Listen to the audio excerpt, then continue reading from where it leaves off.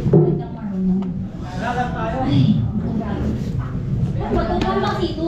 Ano lang, mag-push ka lang. Push lang? Kung maaga dyan, makapag-push ka sa tower. Sino yun? Ano sino?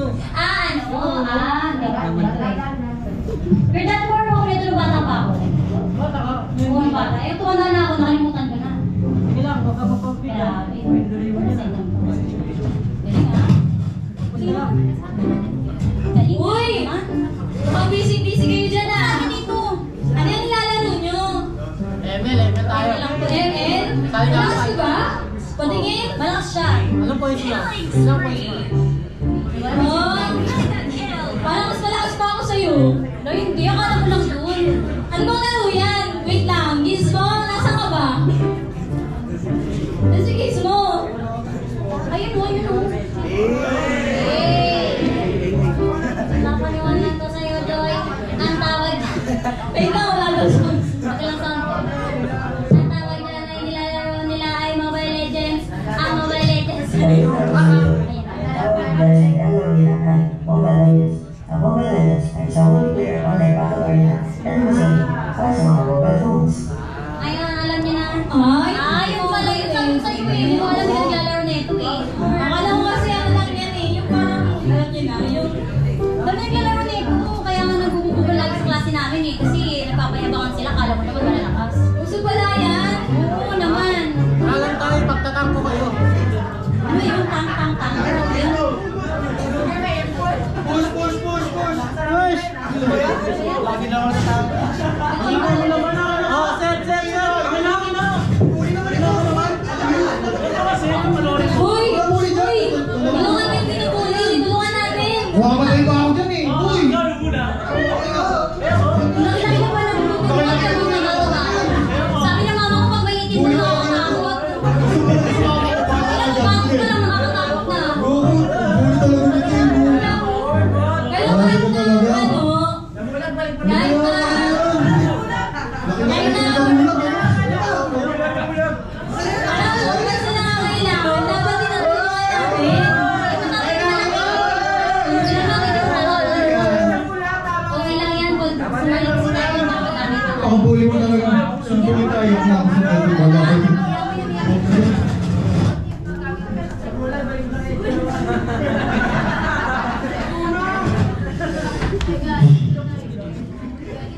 Ayos na kanya.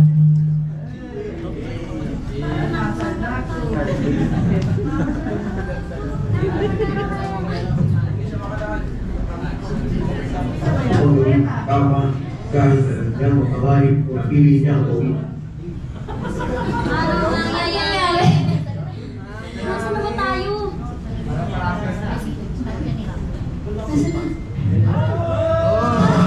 Hala, grabe! Ang Nasaan na tayo? Ano na Cardo? Ito lang din mo. Ang ganda parang Minecraft. Ay, si Gizmo! Asa ba kami, Gizmo? Nakikita ko sa kapaligiran.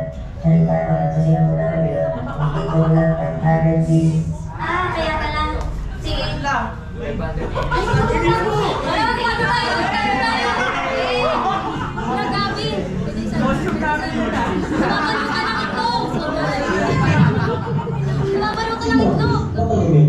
Ang rin-ari na sisipin sa kawan ko. Ang sisipin tayo sa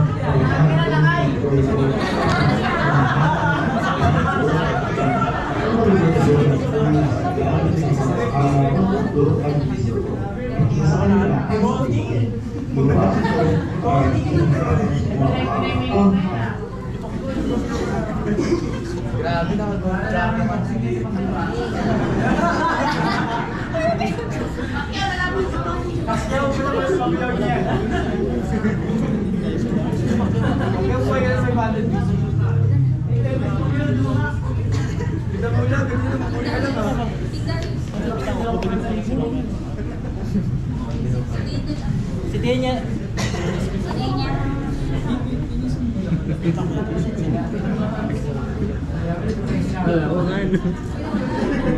Ang signal kasi sa Minecraft.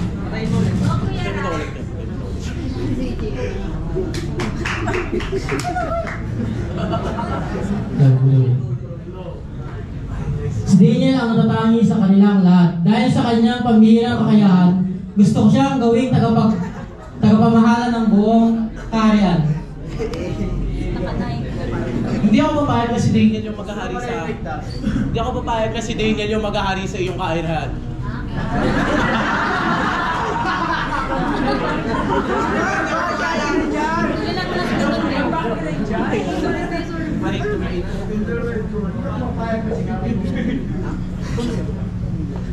Sino napili? Tignan mo lang. Pag mag-away-away sila, tignan mo, wala tayong pasal. Wala tayong magagawa. Wala tayong ipaparating sa kanila. Maliban sa kung makahanap tayo ng kasalanan na may kagnay sa ganda sa nangyari.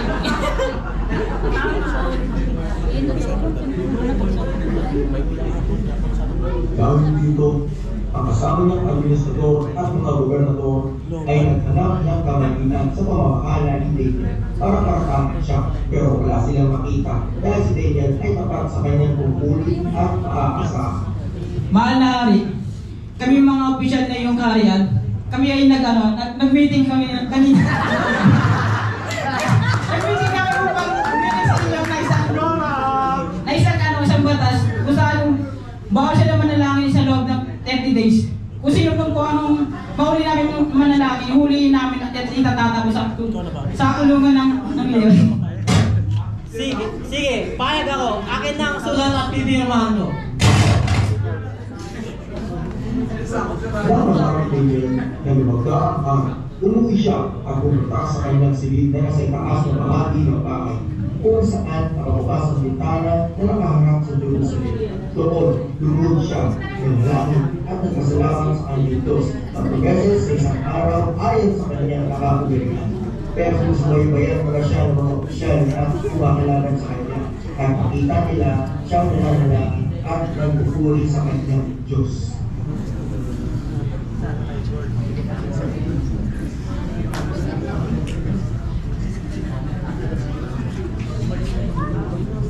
Nang marinig ito ng hari, nabilisa siya ng sobra. Nais niyang tulungan si Daniel, kaya buong maghapon siyang nag-isip at naghanap ng paraan para mailigtas si Daniel. At pagkatapos, nagtipon muli ang mga opisyal ng hari.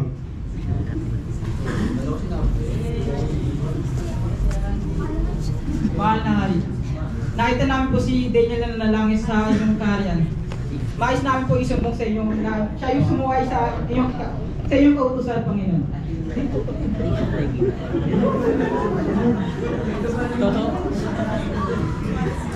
Totoo iyon? Mababago, magpapawalang bisa ayon sa kautusan ng ating kaharian.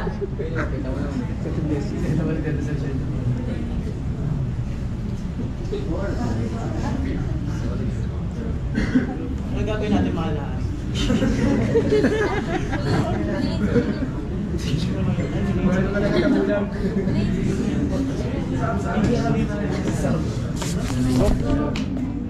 Huliin si Daniel. Takot sa kulungan ng mga leon. Buhay ka ba? Wala sa lako, ano bang ginagawa niyo sa akin?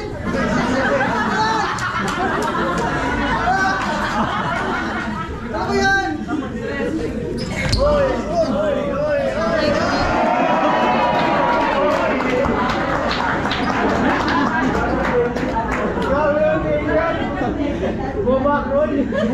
Iligtas ka na awa ng iyong Diyos na patuloy mong ipinaglilingkuran.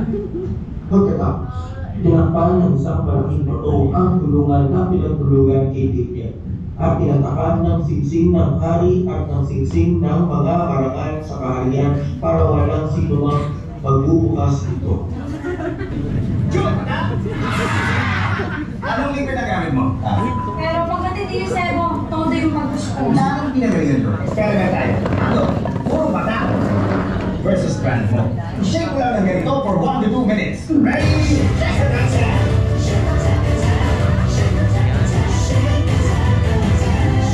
Wow! Grabe na ganasan ko sa Joy! Wow!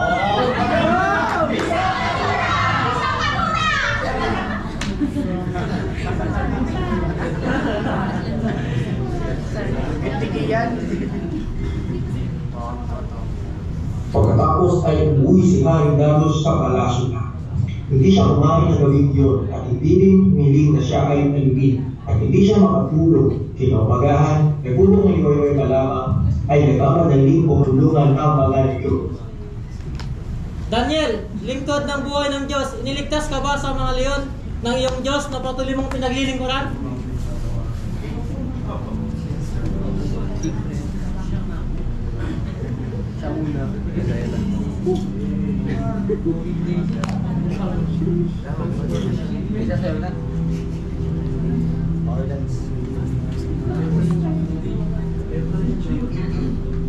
Hindi naman ako sinaktan ng mga leon eh.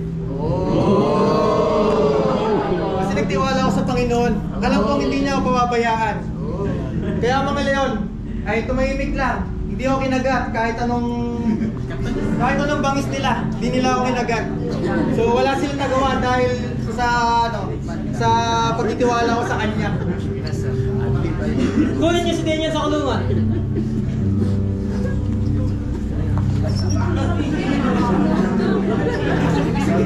Ulit talaga ako.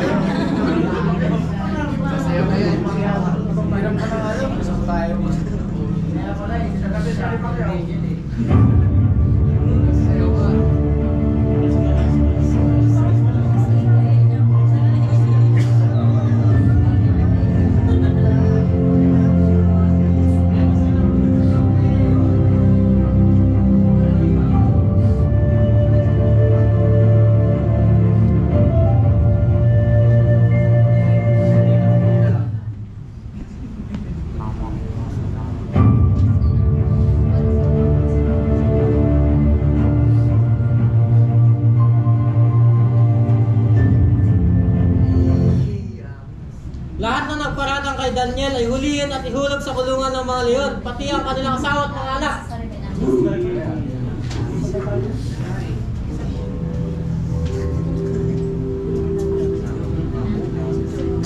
Nang nakuha na si Daniel, wala sila nakitang kahit galis man lang sa kanyang katawan dahil nagtiwala siya sa Diyos. Hindi pa sila nakakarating sa ilalim ng kulungan, agad silang sinakpan ng mga leon at nilapak. Pagkatapos ay sumulat si Haring Darius sa lahat ng tao sa iba't ibang bansa, lahi at wika sa mundo.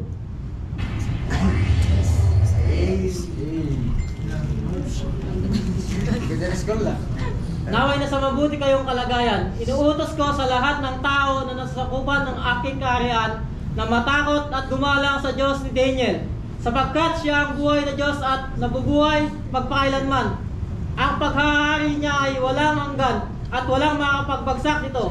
Nagliligtas siya at gumagawa ng himala at kababalagan sa langit at dito sa lupa. Iniligtas niya si Daniel mula sa leon.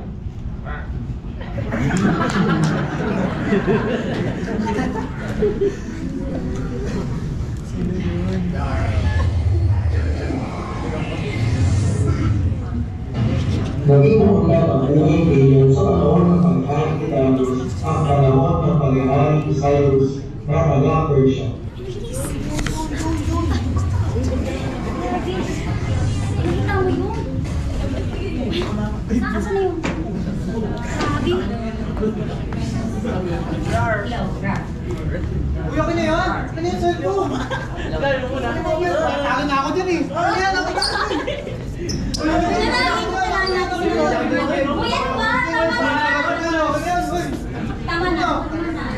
Ay, joke lang po yun. Ay, nala naman kayo dyan. Alam mo, kahit malaki ka, hindi kita inaasar. Dapat dapat hindi ka nangaawin ng ibang bata. Kasi alam mo, Lagi yan. Alam mo. Wala na kasi yan eh. sorry na. Lalakas din ako. Wala ko. Wala. At saka dapat, hindi ka pumabatong sa bata. Protect ka na! Ako alam ko. Oo, kahit ako pumatang sa bata. Ito talaga yun. Tanda-tanda lang kasi.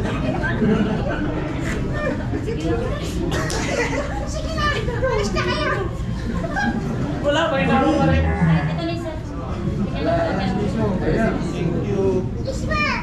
Ay, grabe. Grabe, ang hirap pala kalabani ng malaki mo. Hi.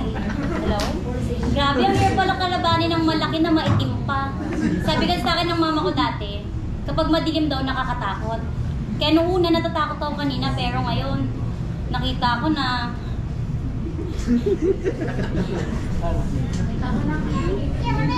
Alam mo, tama naman na tinulungan natin siya. Alam mo na, kahit na despite sa mga bagay na, alam mo yan, Ate Chrissy? Alam mo yan, Ate Chrissy?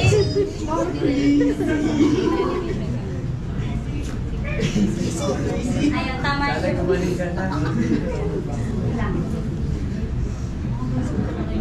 Ay, nako. Pero alam mo kanina, nung sinama tayo ni Gizmo dun sa parang Minecraft kanina. Sa Babylonia ba? Oo, alam mo minsan tama lang din na makikita natin yung sitwasyon ng sa ibang mundo, no? Or yung sitwasyon ba na bibigyan tayo ng lesson para ngayon sa future alam na natin yung gagawin natin. Alam mo kanina, sabi ko, hayaan na lang natin yung mga ganung bagay. Parang dito, hayaan na lang natin na wala yung mga kasama natin. Pero ngayon, naisip ko, na hindi pala tama na hayaan natin yung mga kasama natin. Kasi pag nawala sila, kagaya nila, wala na yung iba. Kasi pinabayaan natin. Narealize ko kanina, pag masyadong apathetic pala yung mga tao, yung mga kasama mo, hindi mo na kasama ngayon. Kaya yan, yung bata na yun, nagiging kalaro natin yun. Kasi nga, tinulungan natin siya. Kasi alam mo minsan, kapag kayo-kayo na nga lang, tapos mag-iiwanan pa kayo, hindi lang ako, ikaw, yung talo, kundi buong pamilya nyo. Gaya natin, di ba, yung yung mga karupo natin, di ba? Yun, kaya ate, marami tayo kasi nagtulong-tulong tayo. Kaya yun, tandaan natin palagi na huwag tayo matakot kasi kagaya ni, sino ba yung kanina? Yung gumaganon-ganon? Si Daniel. Daniel pala, yung kinakabahan ako sa kanya kanina eh, pero ayun.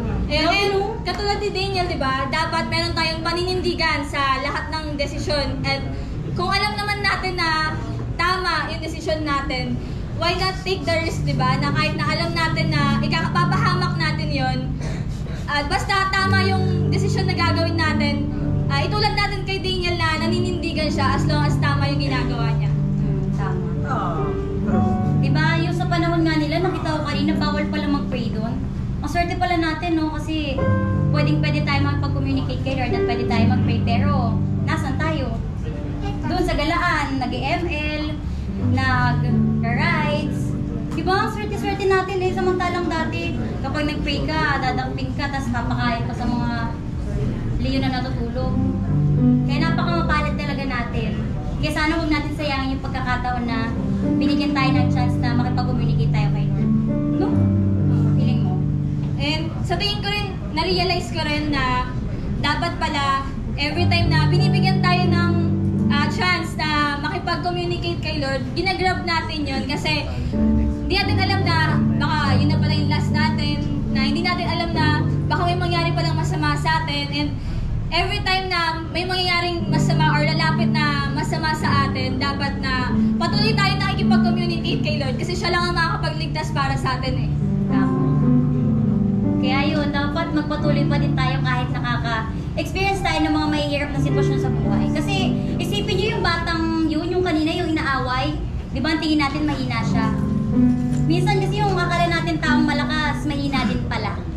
Di ba? Kaya huwag kayo masyadong pakampante kapag pag akala nyo kaya na ng ibang tao. Minsan kailangan natin tumayo para sa kanila. Di ba? Kailangan natin magtulungan, hindi lang puro sarili natin iisipin natin. Kasi hindi lang tayo napapagod at hindi lang tayo yung mahina, kaya kailangan natin magtulungan. Di ba? Tama ka dyan. And lahat naman tayo nakakaramdam ng panghihina, di ba? So, dapat kumakapit tayo kay Lord para palakasin niya tayo, na bibigyan niya tayo ng strength sa kahit na anong hirap or struggles na dadanasin natin. Tama. Kaya, yun. At may natutunan tayo ngayong araw, di ba? Tara na, susunod. Gizmo sa Roblox naman kami dadalhin. Ayaw na sa Minecraft. Medyo mainit. Okay.